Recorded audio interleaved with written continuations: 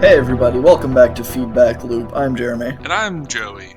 and this week we're talking about music. Again, because that's what we Again. always do. Specifically, we're talking about the 2003 self-titled album from the British post-punk industrial whatever. This is a long introduction. Killing Joke. Killing Joke is the band. Killing Joke is the name of the album. And And we listened to that this past week yeah, we did. because I wanted to share it. I didn't. I guess it was kind of a twofold connection to last week's episode where we talked about Motion City Soundtrack, which is kind of a pop punk emo kind of deal, which was recommended by a viewer. You'll have to listen to that episode to figure out who or why. But yeah, so this is kind of also punk in a different direction. And also, Joey mentioned last week that one of the songs on that album he listened to a lot of because it was in an MLB video game, The Show, MLB The Show, and this album has a song from a video game that I played a shitload of, and I think that video game kind of informed a lot of my music. But again, that's, as we established last week, that's going to be a different episode where we just talk about video game licensed soundtracks, I guess. But that's not why we're here. We're here to talk about Killing Joke right now. The album art of this album. What's it about, man? What's it about? That's a good question. So it's got this kind of like golden yellow backdrop, just a flat gold yellowish kind of backdrop color, and then there is drawn on or otherwise placed on an image of a clown, like a very sinister looking clown that is painted, maybe not painted red, but it is tinted red. The whole skin of the clown is red. You can see his white teeth. It's got kind of a yellowish golden nose, mirroring the backdrop color. And then over its eyes, which are painted up, it's a clown, so it has face paint and whatnot. Over the eyes is a label that just says Killing Joke. That's it. That's the album art. Yeah, that clown is some shit from somebody's nightmare. Not necessarily my nightmare, but somebody's. Yeah, people are afraid of clowns. I'm not, so I think it's cool album art. Yeah. But I could definitely see it being intimidating or scary. It's a creepy looking clown, though. Like, for somebody who's not scared of clowns, it's a creepy dude. Yeah, it's intentionally it's not just a clown. Like, it's intentionally a creepy looking clown. So he's got I don't need to underplay it. Or something. Yeah, they look pointy. Yeah, kind of. I can't tell if it's just the art style that makes it seem that way or not. But I don't fucking know. I feel like if I were to find that guy, a clown dressed like that in real life, I'd probably kill him, and then he probably wouldn't die. He'd probably just come back to life. So it'd just be this kind of the cycle of me killing him and him being resurrected as such, like some sort of death and resurrection show. What a show that would be to see, Jeremy. That is the title of track number 1 on this album. Sorry, my brain is scattered. I feel like I'm going all over the fucking place. You're track 1.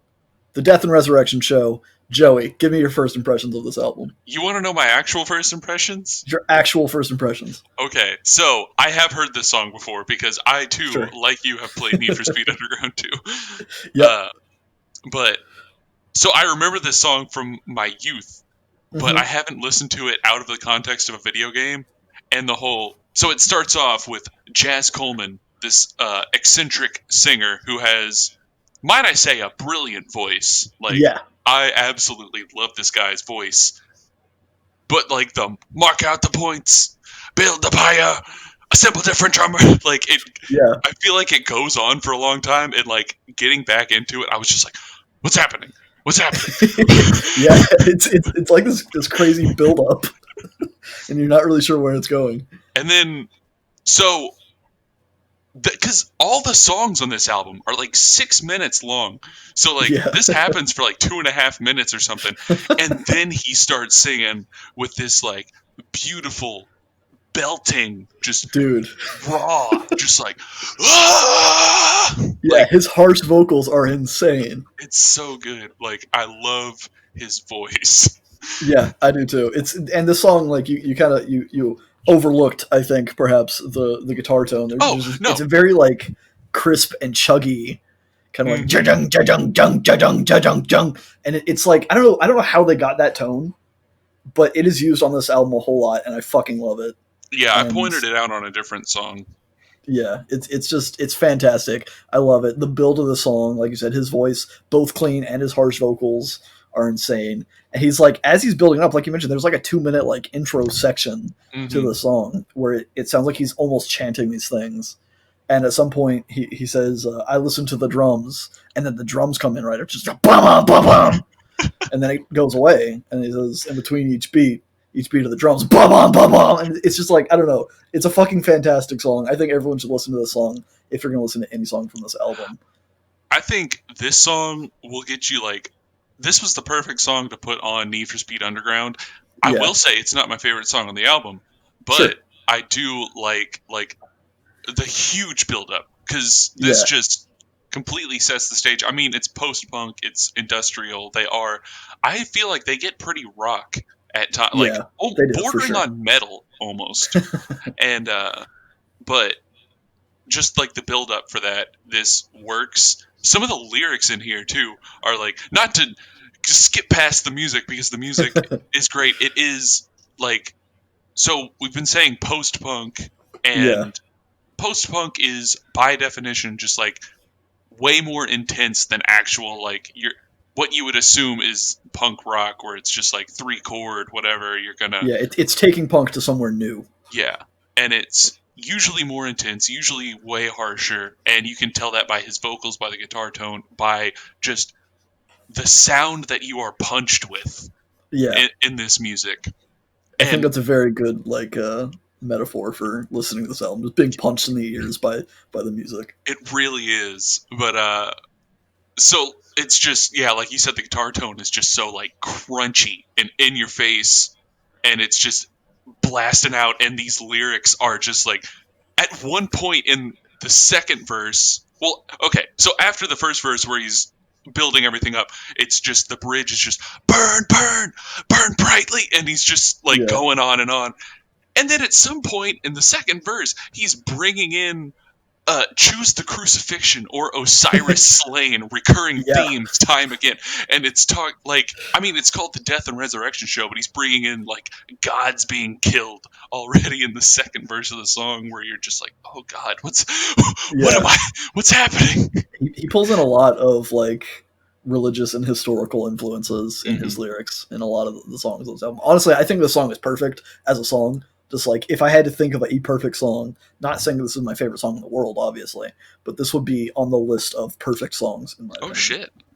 Just everything about it, lyrics, everything. Also, before we talk about said lyrics, just some little fun insider stuff. I don't know if you saw this in your boopity boop research, but Dave Grohl did the Yeah, drums on this entire album, yeah, he did.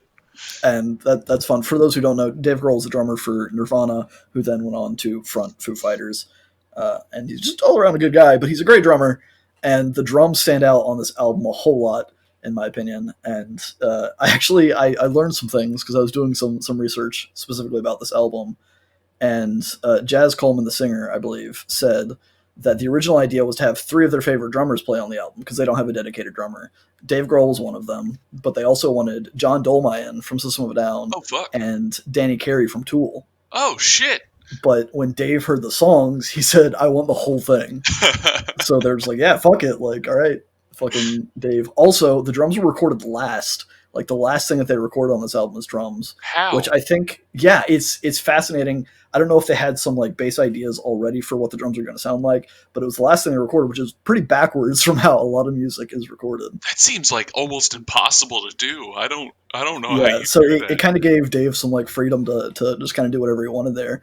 But in addition to that, Dave allegedly refused payment for doing so. He just did it for the fuck of it. He's like, man, this is fucking dope. I'm gonna do it. I'm not gonna get paid to do it. I'm just gonna fucking do it because it's a great album. It's a great band, and he just loved the whole thing. You know, time and time again, Dave Grohl proves that he's just like an awesome guy. Yeah, yeah. He's a great musician and a great human being. Because he was Uh, also the devil in Tenacious D, yeah, which is just super cool. But and anyone who plays the devil is cool in my book. yeah, but yeah. but while we're talking about the recording process, also just another side note.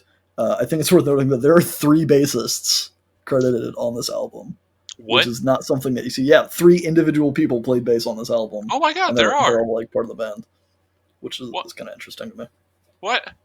See, I should have done more research because, well, so I was looking up the lyrics on Genius, and usually Yeah, where it's like track info, and it shows like written by, guitar, whatever, right. and it's like five guys. This time, if you look on there, it's a fucking book of like Yeah, engineers, phonographic copyright, art direction, there's a engineers, lot of engineer credits. assistant. It's just like, oh my god, who, what They had a kind of lot of people involved. football team do they bring in here to make this thing?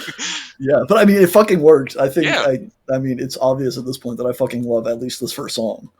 What Uh, about the rest of the so album? Huh? so Huh? I mean, we'll get there. But lyrically, what did you get? Because you kind of went into a bit of the lyrics about it tying in like the killing of gods and such like that. I'm just curious what you think of the song. So upon first listen, because later listens gave me context in this Sure. for this song, but upon first listen, I kind of just thought this dude was I don't know, the "Oh beloved woman of liberty, come to me" Yeah. lines kind of made me think of some form of government or a person who's being held down by a government, like they want liberty to come to them. Yeah. But there's also like Ezekiel's chariots streak across the skies, holy books and history texts. Like it makes me think of time and time again, gods get recycled and people are the constant, I guess. So like the powers of authority die and come back as other things, or die and come back as the same thing. But the people underneath, which I assumed him to be singing from the point of, kind of stay. Yeah. Like, I don't know, just forget, because we know souls are recycled in the death and resurrection show. The souls of us are, or the souls were just kind of recycled throughout history. But Right. listening to it more, like the rest of the album, gives more context as to maybe a more government leaning or just higher authority leaning type thing. Because I'll just leave that for other songs. But yeah, Yeah. that's what I got. For sure. So I think I got all of that, and maybe I took it in a slightly different direction, where it seems like he's talking about despite having written history in the search for freedom, we keep making the same mistakes and keep dooming ourselves to fail.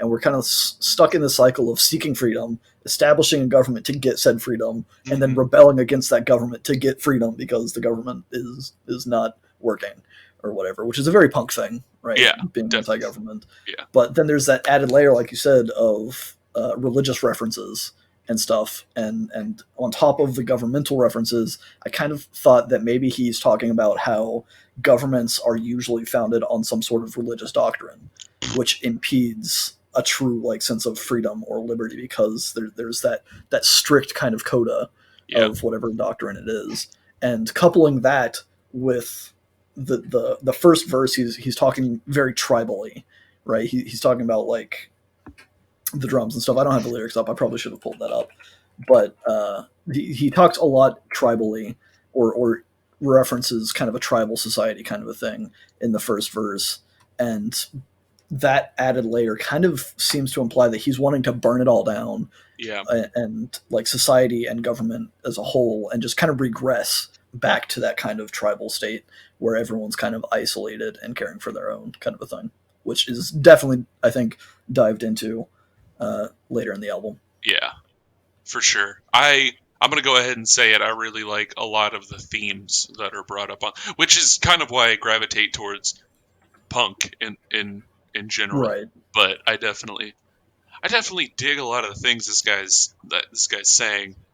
So It's putting out a lot of words that you agree with. yeah, exactly. But Seems like he's ready to stage some sort of total invasion yeah, he of is. your mind and of America and of government and everything, just everything. America. These guys are British. Yeah, I mean So Dave Grohl's not, but yeah, Dave Grohl's not. Yeah, yeah. Dave Grohl is wholly American. But the rest of them, Killing Joke is they are from Britain, yeah, they're somewhere an English across the band. pond. England. I don't know. Somewhere over there. There's a few countries there, but that kind of like throughout all this made me wonder if they were talking specifically about America. Because I don't know, is that an I American think. centric thing to do? I assumed they were talking about America, but I mean, Britain's not really, at Oh, least for sure. historically, not much better. I think he tackles the broad spectrum of government and society and stuff, but specifically, I think in this next song, which we segued and then kept talking Oh like we yeah, usually do. shit. Track two is called Total Invasion. I think in this track he It's kind of talking about America. specifically, I think he specifically calls out some references to America that made me think at least this song is more so about America. Yeah, I got that too. Just so the first three lines are just enough water to ensurface the world. Oil baron running the government, so I'll start a war. Huh? Yeah, Does that and sound God, familiar?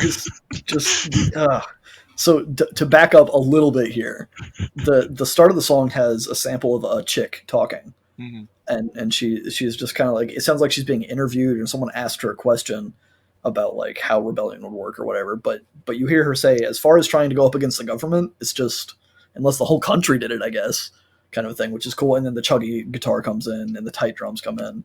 And when he says those first three lines, he has this like super creepy, whispery growl kind of a thing where he says it, and it's kind of like Gollum but darker and twisted, and I fucking love it. It's so cool.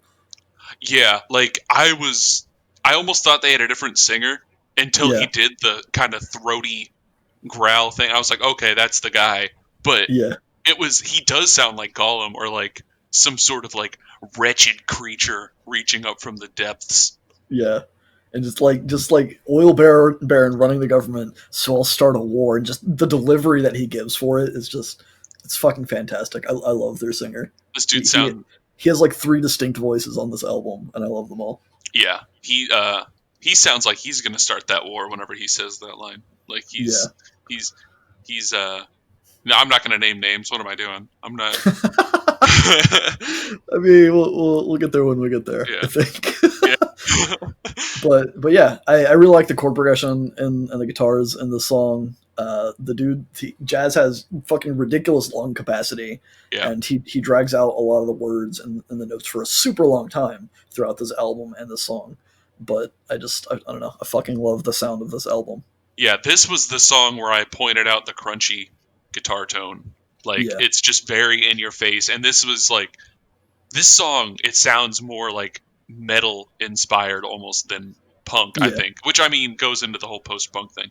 But yeah, it was just like his singing is just so powerful. The guitar just like is so punchy. Like I can't even get over yeah. it. It makes me long for whenever all of this COVID stuff started. My brother started playing guitar, so I gave him my good amp to play, and it had a tone that sounded almost not quite as intense, but almost similar. And I'm like, Right. I want to do that. That sounds fun. It just feels good to Yeah, listen to and to play. Lyrically, as we kind of hit on, I think this is kind of elaborating on themes that I was getting from the prior track. He seems to be talking about how capitalism and materialism is basically slavery, and that there it seems more specifically he's throwing shade at the U.S. And this yeah, album came out in 2003 when George W. Bush was our president. But yeah, it seems like he's throwing shade at us for having this oil baron kind of figure running our character and trying to enforce laws or ideals throughout parts of the world in kind of this like imperialistic way. yeah, And he clearly Jazz thinks that's overreaching and we should just leave people the fuck alone and mind to ourselves. But money and power and greed kind of make people keep overreaching and trying to bring more people into their rule, kind of a thing.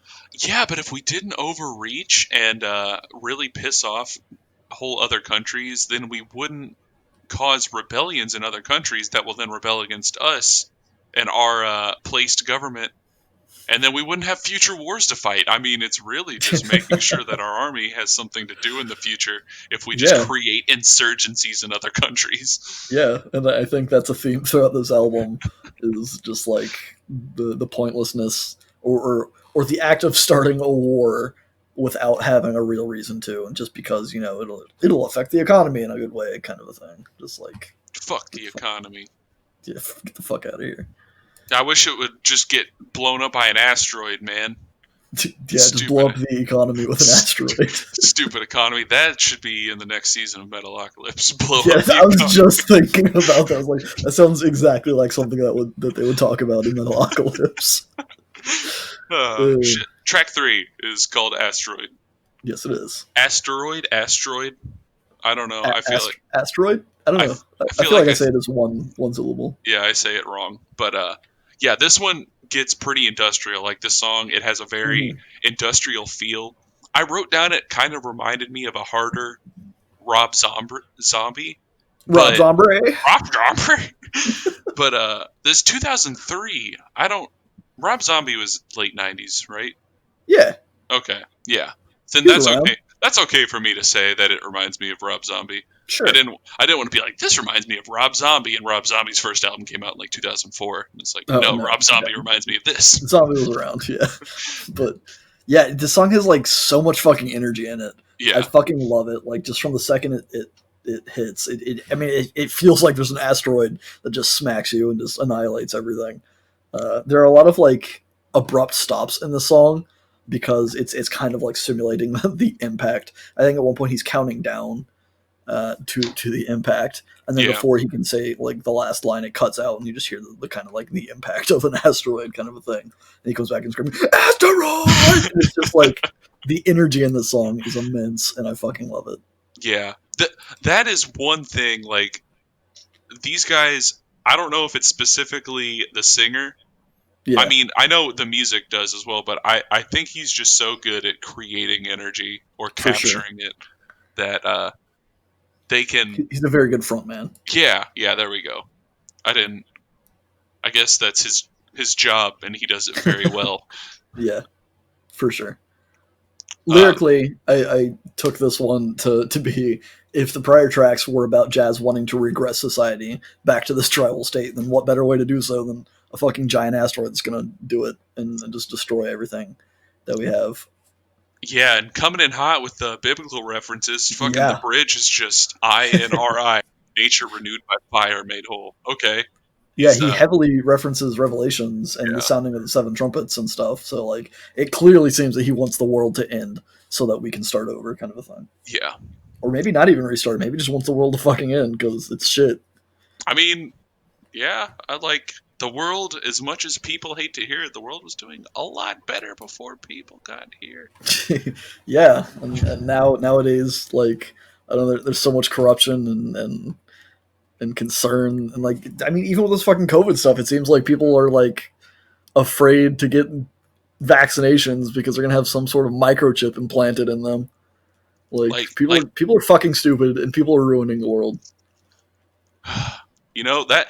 Let's do another discussion on that. That'll be a discussion for another episode. How fucking stupid anti-vaxxers We'll are. just talk for an hour about anti-vaxxers Hmm. Oh my god. because it hasn't been done before, and Yeah. people By need to people hear that from us. by people who actually know what they're talking about. Like I'd just be mad. Like that's my answer. I just be Yeah, mad. just Joey ranting for an hour.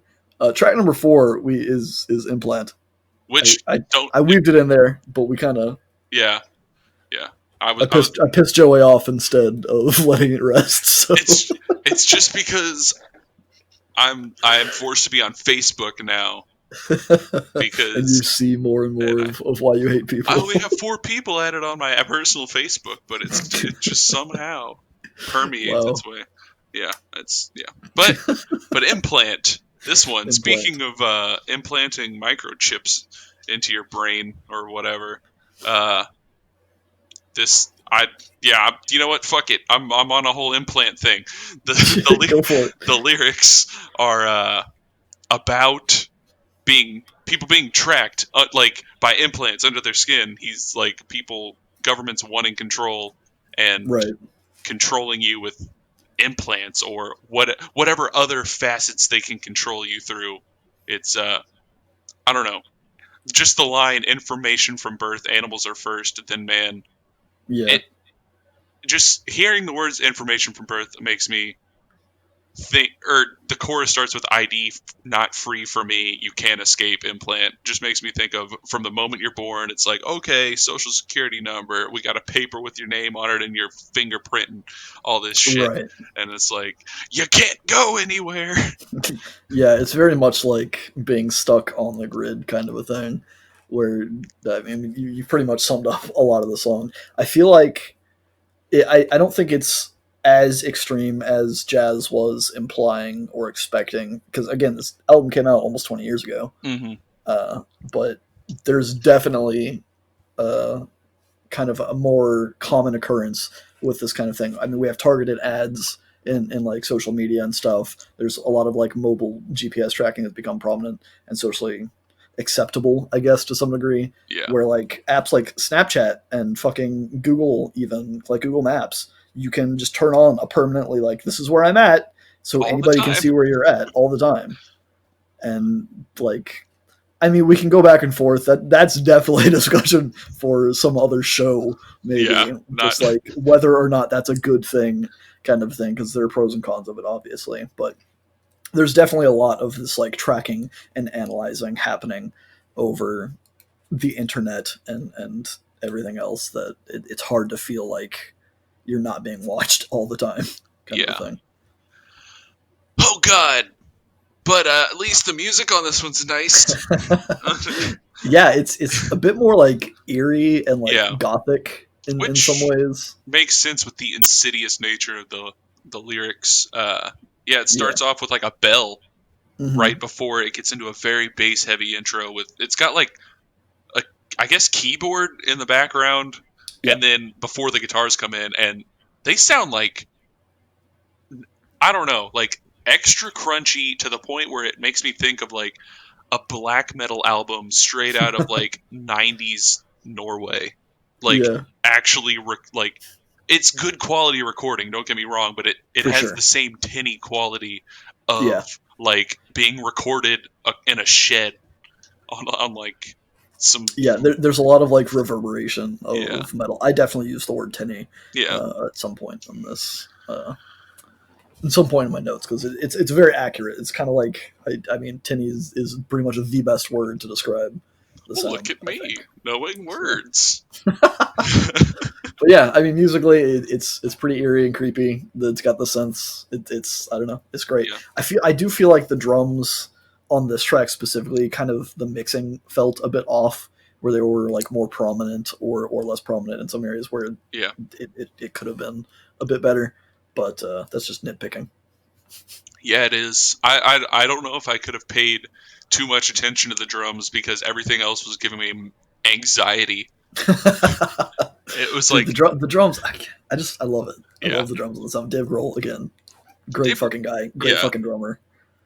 Also, And wasn't he in Them Vultures? Wasn't he the drummer in yeah, Them them Vultures? crooked vultures. Them Crooked Vultures. What am I thinking? What? I don't know Yeah, anything. Dave Grohl gets around, Yeah, man. Like, go to his Wikipedia page and go to his like discography page. Your mind will be blown yeah, at how much he gets around. Which is just like it's a demonstrating that he's a good musician and that people want to work with him, and b the fact that he has all of those opportunities, and including this one, and he just refuses payment for it. Like he's clearly doing it for the love of music and for the love of creating, instead of doing it to like be some bigwig celebrity famous guy kind of yeah. thing. Because he could make a shit ton of money, man. Oh Like, yeah, for sure. But he's a cool dude, and yeah, he chooses not to do that because he can. yeah. And if Because he, somebody kills him, then I don't know where I'm why? What? going. He's a good guy. So if somebody happened to kill him, Trying to revive his blood on your hands. I don't know. I could have oh, thought that one out better, and I didn't. oh, fuck. Oh my god. So this one, it starts off like, I'd say pretty different. It Yeah, for sure. it starts off with a guitar riff, and he's got like a very prophetic, I guess, sounding voice. Like Hmm. he sounds like he's preaching on the mountaintop or something. And Yeah, I don't know, like the riff, it sounds kind of discordant, but it's pretty groovy. In yeah. It's kind of got like this Tom Morello feel to it, Yeah, almost. which is just unexpected after 4 songs of, like I said, being punched in the face. Yeah, And it's nice. It's just a nice little thing in there. Yeah, it's a much less aggressive song. Yeah, It got mostly softer, kind of clean vocals from Jazz. The choruses still have him screaming because it's yeah, it's Jazz and that's what he does and it's fun. But it definitely has less energy, I think, overall than the tracks thus far. And I don't know if it's a good or a bad thing, but it's like I don't know. It definitely stands out as being different to me. yeah. I like his not screaming vocals as well, Yeah, and I don't know. I like this song. It's a nice little groove, and you know, it's I don't know. I just like that it's got a little bit of grooviness, and I like the themes again because I like to get pumped up you like to about. rebel. I like to rebel, even though I literally have never done anything to rebel in my life. Like You like to think about rebelling. exactly, I like to imagine that given the opportunity, I would join some sort of rebellion, but I know I wouldn't. But Yeah, I and think that's the thing. Like going back to fucking track number two, that's the sample that they use at the beginning. Is I think it's a common sentiment of a lot of people is that it seems so immense to try and take down a government, yeah, and nobody, no one person's like, yeah, we can do that. It takes a group of people, and it takes the entire country of people to kind of affect that sort of change, and it's hard to commit to something like that because you know that people aren't going to give a shit and it's hard to believe in something like that happening. so all you people listening out there, uh, if we ever get enough listeners, we'll all just rebel against the government. Yeah, And we'll form some sort of rebellion. oh shit, every place is gonna take us off their platform now. Yeah, well, fuck them. We don't need their platform. This is how our rebellion starts before we even get two followers.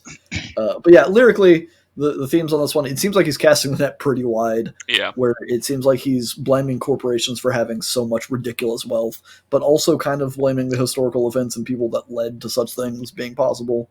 yeah, Basically, kind of talking about how the rich get rich and the poor get poor. yeah. Because if you have enough money to capitalize on natural disasters, then you're bound to make more money. Yeah, Like the first verse talks of when the summer fails us in the rain, it rains so hard. Oh, when the rivers overflow and a wave runs over Prague. Oh, poison the water so that only GM crops grow, genetically right. modified. Talking about the companies that can afford to fucking make their corn Yeah, weatherproof. Can yeah, and furthermore, that's I think that's showing the contrast or the divide between these big corporations so that big corporations no matter what will be able to sustain their crops, meanwhile honest hardworking farmers and shit that are trying to grow natural products can get fucked over just by the corporations be like nah, like we can slip something into their water and fuck up their crops and we'll be yeah, totally unaffected by it, yep. type of thing. So they're eliminating any sort of competition in that sense, and furthermore kind of showing that divide of the lower class and the upper class of being like I'm in control because I have the power and the money and the means to do so. Definitely shows that nobody's on our team. So show loyalty to no corporation. All of Yeah, you people out there. which is it's hard not to. I mean, especially in today's society where there's a lot of brand loyalty and a lot of like I don't know, just kind of clinging to brand names and stuff, and it's almost I'm not even say almost, it's definitely a status symbol Yeah, of sort, and especially in fashion at least, where it's like oh like he has that brand of clothing that means that he's better off or whatever. Now I want that because I don't have it and he has it, kind of thing. Fuck that, like wear whatever the fuck you want. my brand. My brand. Joe's go over here quoting memes like he's some sort of loose cannon. Woo! I am a loose cannon. You know who else is a loose cannon? Jazz Fucking Coleman. Jazz Goldman. 100%. You know what else is a loose cannon? Track number six. Oh shit, that's the loosest of cannons. It is. This one's got like a very like crackly synth intro on it. And I noticed at this point in the album, I never really like put a whole lot of thought into this album. I just listened to it because it sounds good. But I felt like the drums were getting less and less prominent at Mhm. this point in the album, and the synths are getting more and more prominent. And I wonder if that's kind of symbolizing the waning of the tribal society that jazz kind of talks about, and the rising of the more industrial society. I kind of think it is because I noticed that too. Like this one, it starts off with like it's extremely bit crushed, like Yeah. to the point where it sounds like an Atari soundtrack that's being Hmm. played through like a Game Boy Color sound chip, Yeah. and it keeps a little bit of this whine throughout part of the first verse, and then whenever each like verse comes back, and it's almost like grating, Yeah. but like I had to turn my volume down for a second because I was just like, oh god, what is this? Yeah.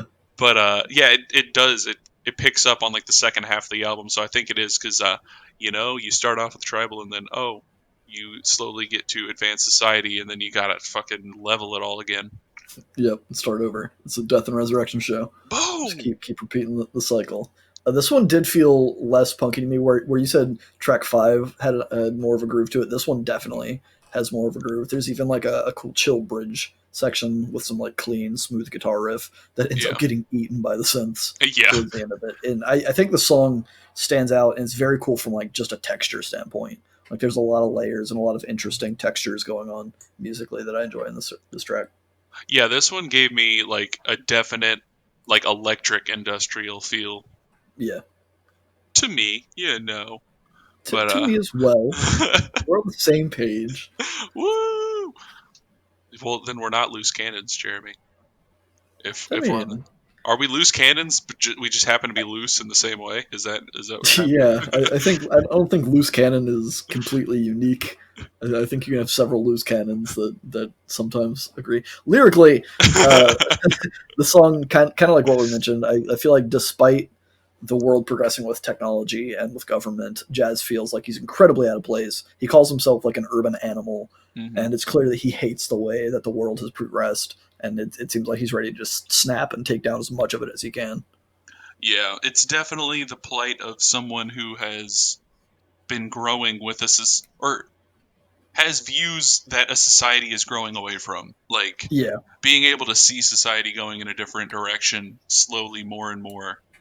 And I mean, he says he's still a primitive man right before I'm an urban animal, one step from a cannibal. Oh, right. and uh, Yeah, so sorry. I think that's definitely an exaggeration. Yeah, Like he's not saying that he's literally about to eat a man, but I don't know, but man. but figuratively, I think is more of him just like Yeah, saying like yeah, like I'm clearly out of my comfort zone here, or I'm not happy with the way everything is going, and I'm a beast at heart, and I think things should stay in this kind of tribal thing, which maybe I just leaned too far into that whole tribalism thing, but I feel like there is a lot of that reference on this album. yeah, and you know, it's I hate to say it, but I definitely feel like jazz sometimes. Not to Yeah, sound super cool, but it sounded like you were setting up a segue there. And I was no, like, okay, it's sometimes, and this is bringing the curtain back a little bit. Sometimes I start to like my mind will start talking, and then my mouth will start talking, but they're not talking about the same thing. yeah, they don't go in the same direction all the time. And then my mind forgets what my mouth is supposed to be talking about, and Yeah, and well, you should stop sometimes. Say, hey, brain, I know you're trying to fuck with me, but you'll never get to me. I'm just gonna keep talking. yeah, just like track number 7, you'll You'll never never get get to to me. me. Boy, the song. I really enjoy this song. This is my favorite song.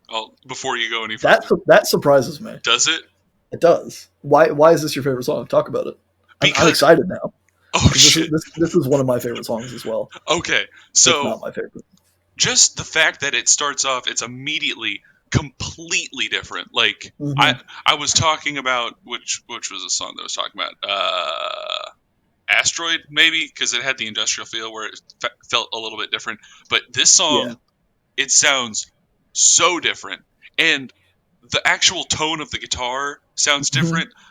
The chord progression and the melody sound Yes. like it's Ugh. it's completely different than anything. Like it's all Ugh. been aggressive, chugging, like in your face, punching. But this is almost like bittersweet, like a man who has seen seen glory and he's now like had to retreat or something. It sounds like you should be reminiscing with your band of revolutionary brothers over a Yeah, drink or something, talking about it's like, almost like ballady. yeah, but in I guess the best way they can ballad. Right. Yeah, I definitely agree. You hit the nail on the head with everything you've said. So far, like musically, the chord progression, the guitar tone, just everything about it is a lot more melodic, Yeah, and it's just so out of left field. And his vocals are his vocals. It's yeah, not like he changes his voice. He's still like he shouts "oh" a lot, like at the yeah. end of the verses, and just like that's how the song starts. It's just him going "ow," and then the song kicks in, and like it's such a delightful like treat within this album, and like it's kind of melancholy, like I said, it's kind of bittersweet. I don't know. I fucking Uh, love yeah. the song musically. I love the fact that he doesn't try to go for a more clean vocal on this too. Like that Yeah, he keeps it not necessarily at the intense energy of some of the choruses that he's had, right. but he still keeps the harsh vocals. And just that guitar tone, it is like so clean, but Yeah, so bassy. Like I don't yeah, know if it's because I mean, like you said, if they have three bass players on this album, like right. maybe it is There's a lot of bass, that influence there. but it's so like clean but still super deep. Yeah, And it's fucking great. yeah, yeah. Well, awesome. Lyrically, I felt like this one was kind of thematically out of place on the album. Hmm. I couldn't really tie it in. It seems to be a song of mourning. I always like previously. I mean, I don't analyze lyrics a lot, but previously when I listened to the song, it felt like a breakup song. Hmm. Especially when in the chorus he screams, "I'll never let you get to me," and so I always took it as like he lost his best friend, his partner, his relationship kind of thing broke up, and he's saying like, no, I'm going to keep going. Like, yeah, it's sad, yeah, I'm upset, but I'm not going to let that stop me. But when I was taking a better look at the lyrics, it also seems like this could be about the death of a loved one, where he's kind of maybe wanting to celebrate their life while also feeling incredibly sad and defeated, or possibly even using the celebration as a distraction from feeling sad and defeated with whatever loss he experienced.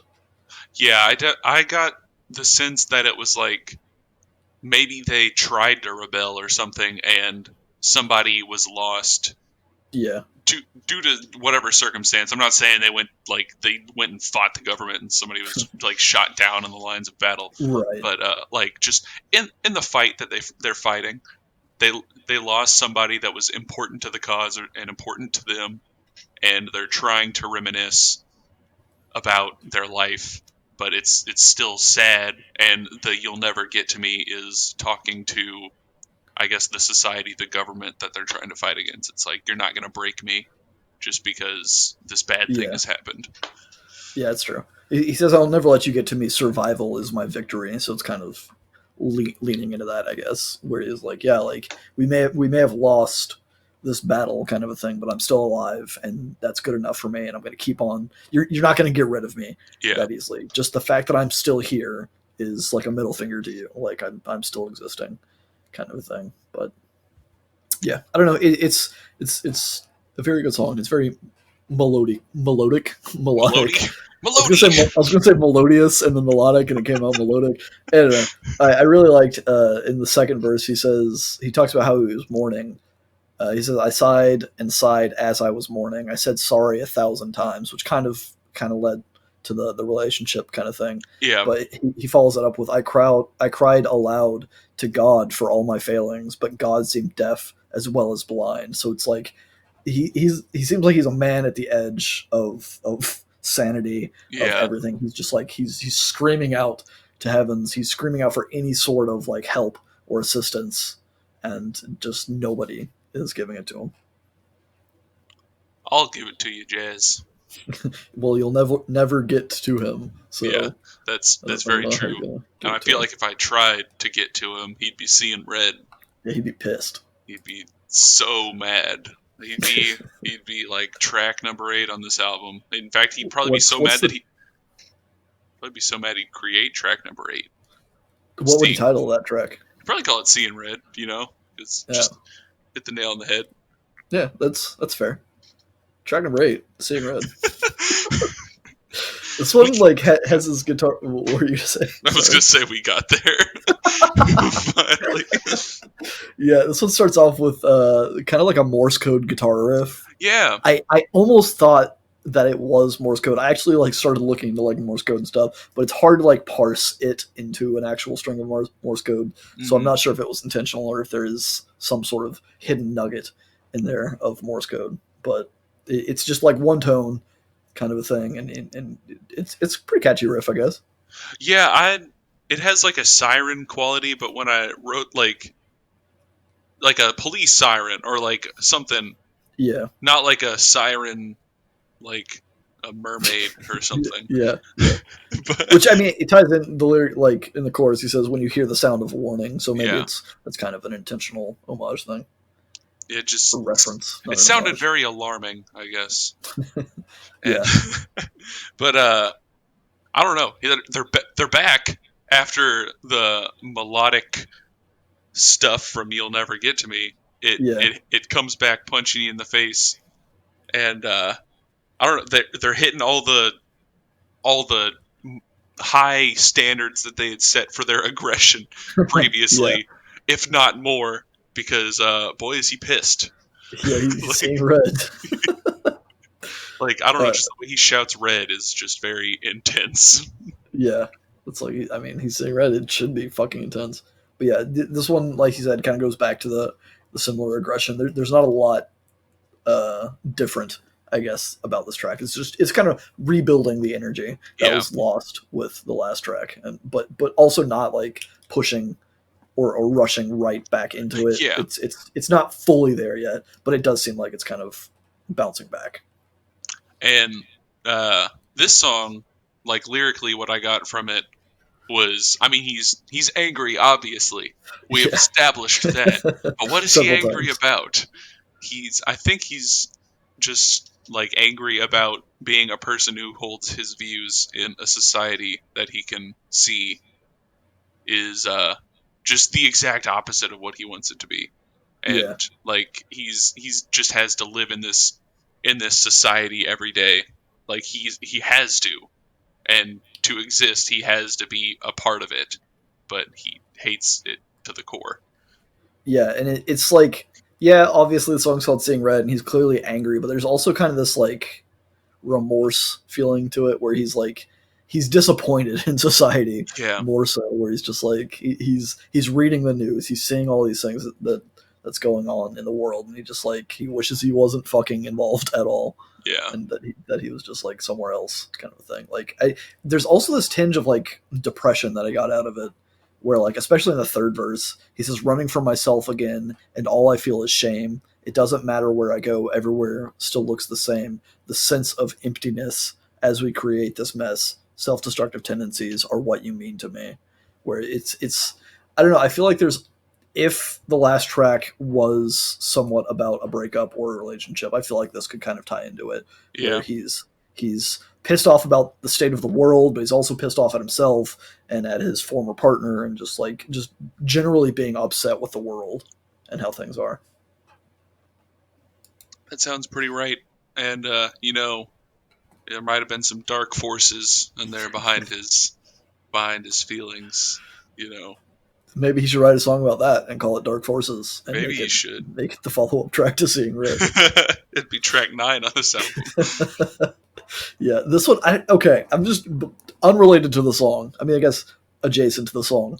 Anytime I hear Dark Forces, I don't know if this is just me because of where I am or how I was raised, but I never stop thinking about the old Star Wars video games Really? because the first fucking it was like the big shooter Star Wars game was called Dark Forces, and then there's Dark Forces 2, Jedi Knight, and there's Jedi Knight 2, and there's like a whole series of games, video games that I played as a kid.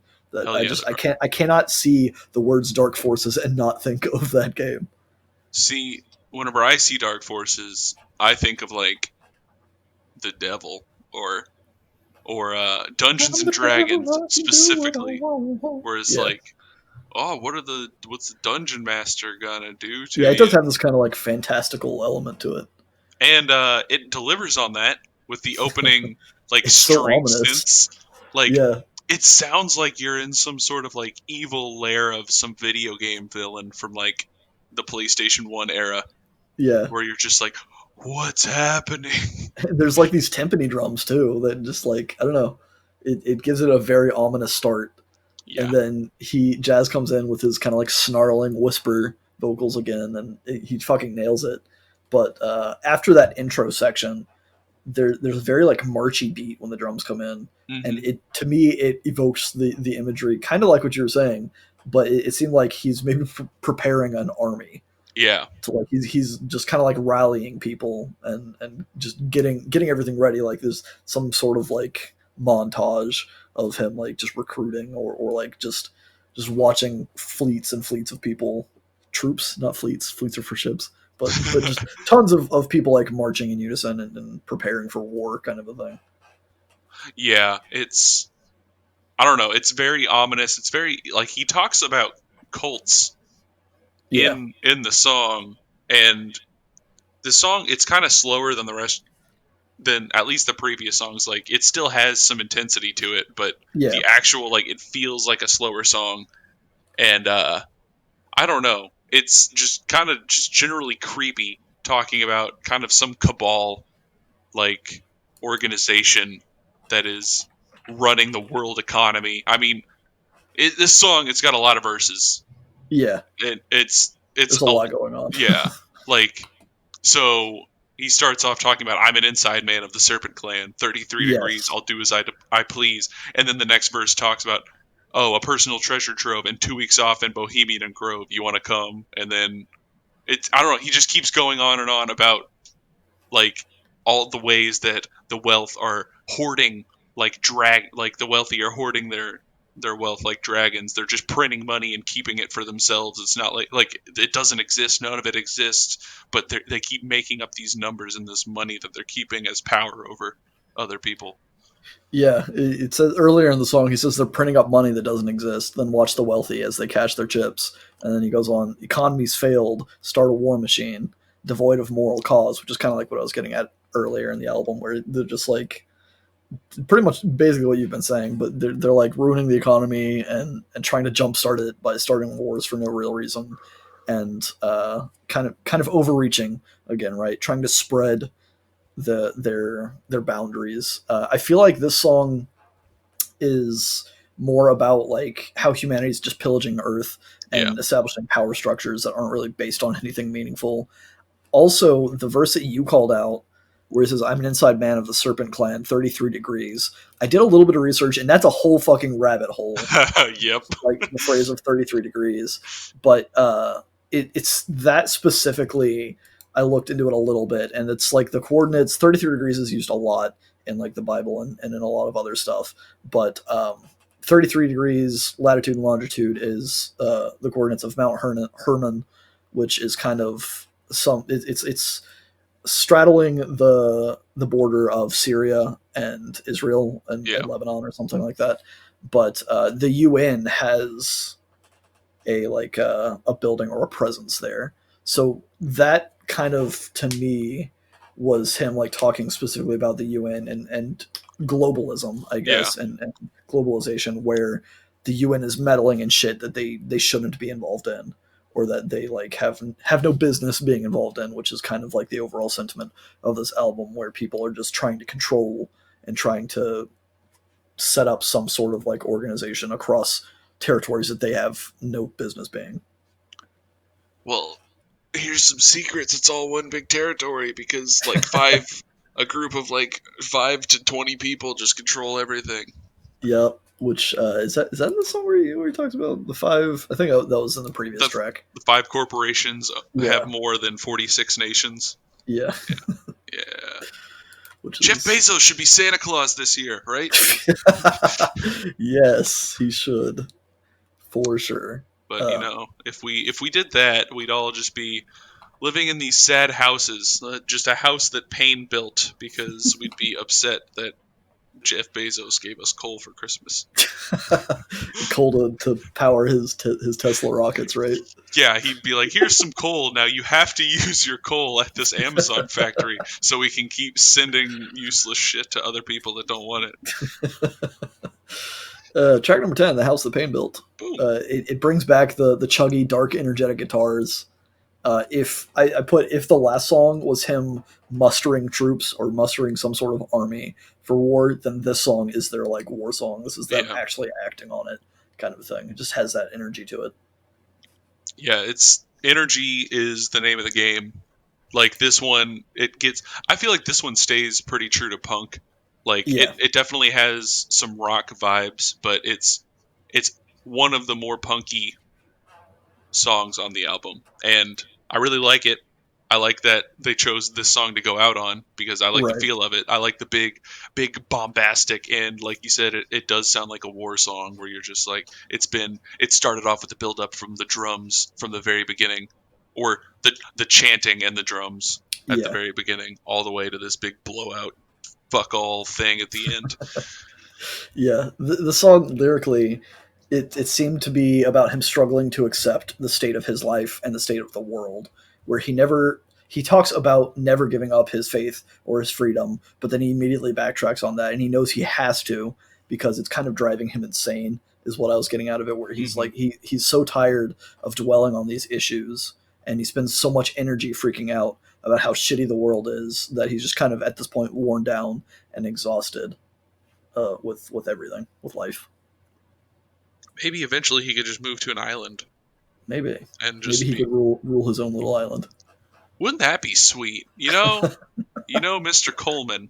I'd live If with him. Yeah, if you ever just decide that hey, you want to go start your own society somewhere, like Give us a call. yeah, for real, that's cool.